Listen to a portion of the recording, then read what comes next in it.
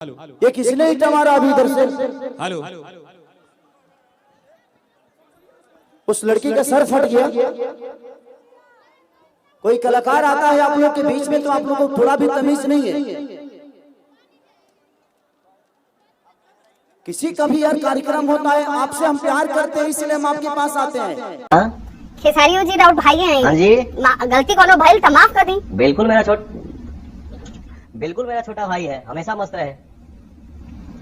हो जाला, छोट लोग से भी गलती कभी कभी होला, तो बड़पन ते ही मैंने बाकी बड़ आदमी हो के छोट के माफ कर देहल। अच्छा मान ली कि हमने के बचपन से सुन ले बन देखा ले बन केहू कम बोलेला केहू ज्यादा बोलेला, तो उसे कोनो दिक्कत नहीं है। मेरा छोटा भाई है, हमेशा मस्त रहे, हमेशा छाए रहे और हमेशा गरजते रहे।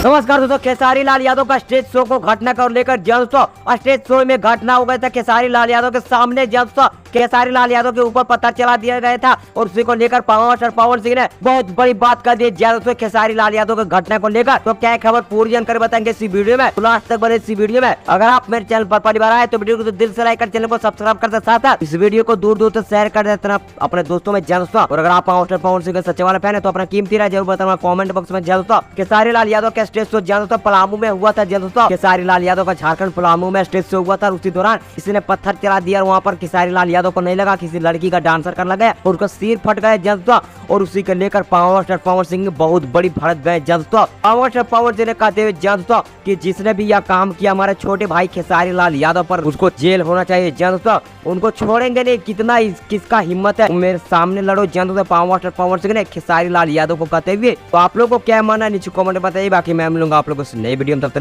जय हिंद जय भोजपुरी।